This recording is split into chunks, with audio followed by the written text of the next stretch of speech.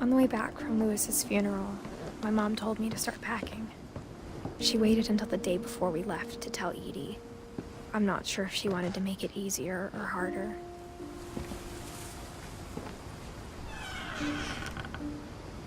I wish we'd stayed. But I understand why we left.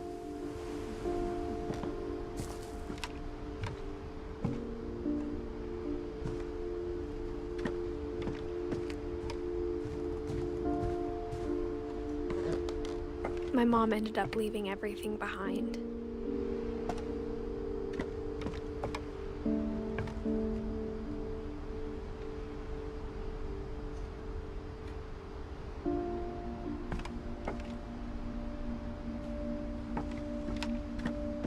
What happened that night had been coming for a long time. Maybe it should have come sooner.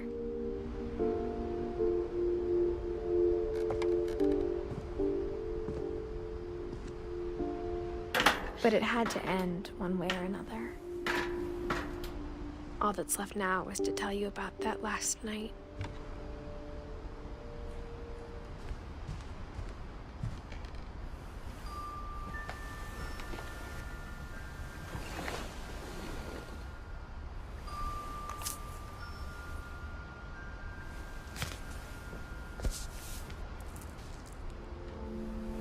That whole last day, Edie just watched us pack and didn't say a word. Until supper, when she raised her glass and said, "To our final night together, and all our final nights apart." Grandma, you know what I said about alcohol. Some of your medications are very Edith, specific. I left a present for you in the hallway. Why don't you go open it? The grown-ups have to argue now. I'm sorry, you're right. We're all leaving tomorrow. Let's just enjoy our last... I'm not leaving. Edith, you're excused.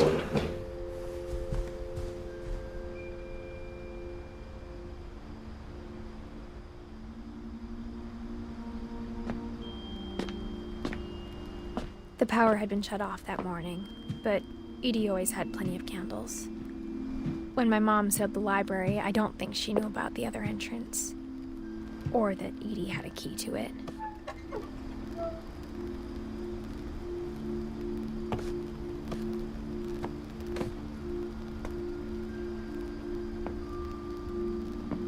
That thing you're afraid of isn't going to end when you leave the house.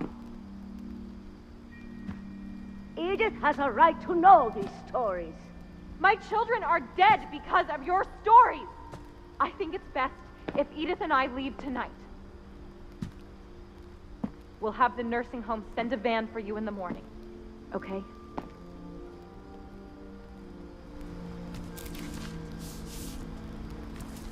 Dear Edith, there's so many stories I wish I could tell you, but there's only time for one. This is about what happened on the night you were born. That night, the tide went way, way out. It was the first and last time I ever saw the old house aground. There'd been an earthquake out in the middle of the ocean. They called it the lowest tide in 1,000 years. God, it smelled awful. You know, I've seen that house every day of my life.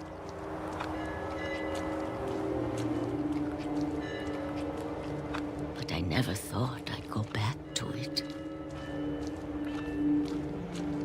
When the fog rolled in, I lost my way.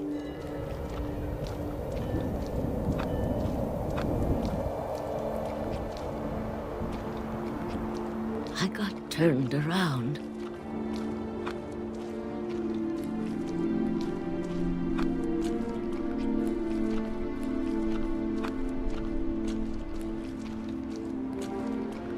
For a while, I wandered.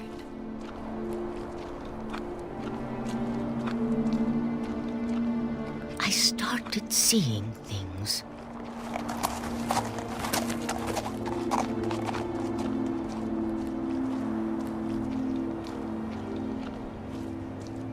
things I'd forgotten had ever existed.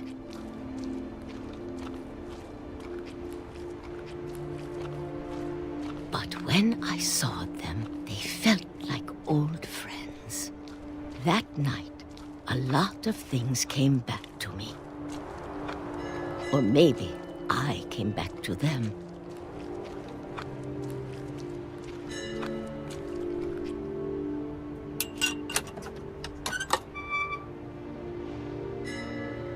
Things I can't explain, but that I need you to try and... Edith, what are you doing in here? It's mine. Edith! Mom, you're gonna rip it! Let go! I kicked and screamed, but Mom dragged me to the car. I never saw Great-Grandma Edie again. The next morning, the band came to pick her up, but she was already gone. After that, we moved around a lot.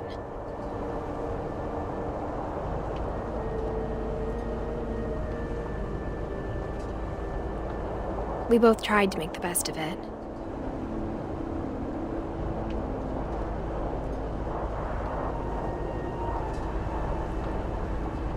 A few years went by.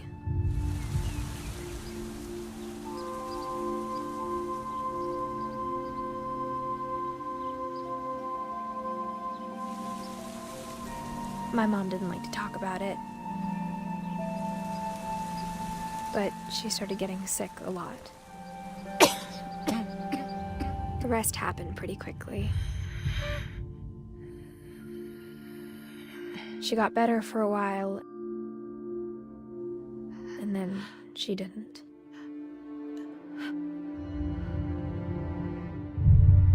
And then I was alone.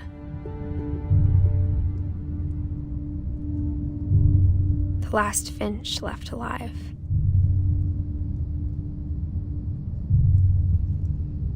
Until I found out about you. I'm still not sure what to tell you about all this. If we lived forever, maybe we'd have time to understand things. But as it is, I think the best we can do is try to open our eyes. And appreciate how strange and brief all of this is.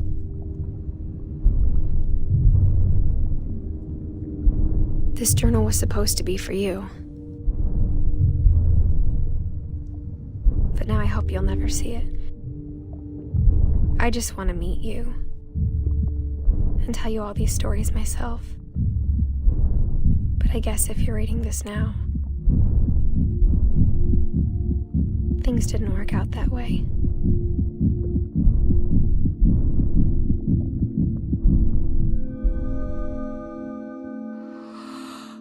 This is where your story begins.